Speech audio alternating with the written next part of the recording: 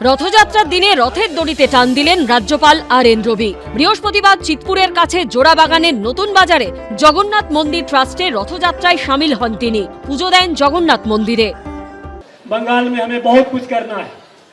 बंगाल की अवगति काफी नीचे, जहां बंगाल एक समय जो पूरे भारत का गौरव हुआ करता था, सारे क्षेत्रों में, ज्ञान विज्ञान के क्षेत्र में, अध्यात्म के क्षेत्र में, अर्थ और व्यवसाय के क्षेत्र में, सारे क्षेत्रों में बंगाल अग्रणी हुआ करता था।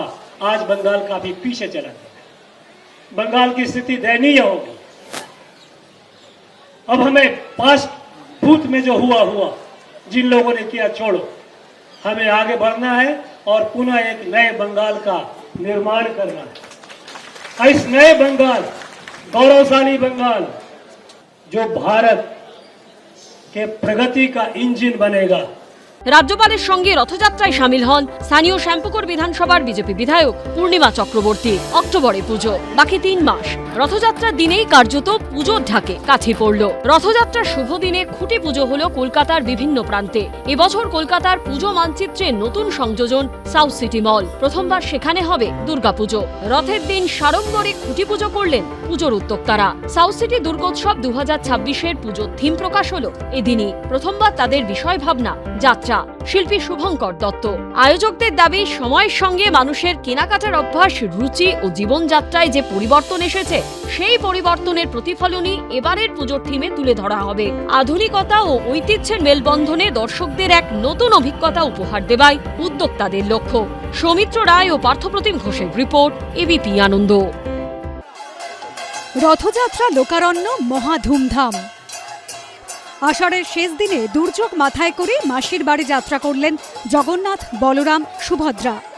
দক্ষিণ কলকাতার শিব মন্দির প্রাঙ্গণও ধরা পড়ল উৎসবের চেনা ছবি। উড়ল ফানুস,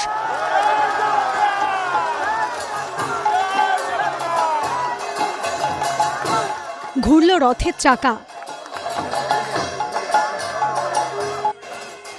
রথযাত্রা উপলক্ষে উপস্থিত ছিলেন স্থানীয় বিধায়ক, মন্ত্রী থেকে সাংসদ। এক ধরনের স্পেশাল আশীর্বাদ জগন্নাথ মহাপ্রভু দেয়। তো আজকে পশ্চিমবঙ্গে শুধু আমাদের নিজেদের ব্যক্তিগতভাবে, নিজেদের পরিবার না, সারা রাজ্যের জন্য একটা একদম স্পেশাল ব্লেসিং দরকার আমাদের।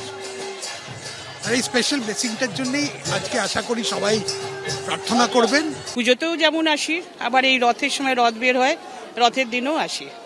সুতরাং এটা আমাদের ঐতিহ্য, বাংলার ঐতিহ্য। সারা বাংলায় আজকে প্রচুর রথযাত্রা উপলক্ষে ভক্তরা সব বিভিন্ন জায়গায় তারা প্রণাম করছেন, শ্রদ্ধা জানাচ্ছেন, দড়ি ধরে টেনে অন্তত সাক্ষী থাকছেন। জগন্নাথের দড়ি স্পর্শ করাটা একটা মহান ব্যাপার। 2017 সাল থেকে শুরু হয় শিব মন্দিরে রথযাত্রা। বিশেষ পুজো অর্চনার পর একে একে বের করে আনা হয় জগন্নাথ, বলরাম, সুভদ্রাকে। পাড়ার মহিলারা ঝাড়ু দিয়ে রাস্তা পরিষ্কার করেন। তারপর রথের রশিতে পড়ে টান।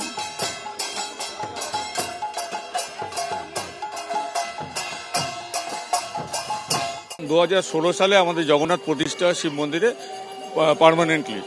তারপর থেকে আমরা ঠিক করলাম যখন জগন্নাথ আছে আমরা রথ বের করি। তো 2017 থেকে আমরা রথযাত্রা শুরু করলাম। 3-4 বছর ধরে আমরা এই ফানুসটাকে একটা ইম্পর্টেন্ট জিনিস করে নিচ্ছি, যাতে রথ চালু হওয়ার আগে এই ফানুসটা ওড়ানো হয়।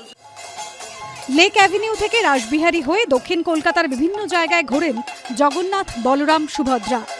অরিত্রিক ভট্টাচার্যের রিপোর্ট, এবিপি আনন্দ, কলকাতা। এবিপি আনন্দ, এগিয়ে থাকে, এগিয়ে রাখে।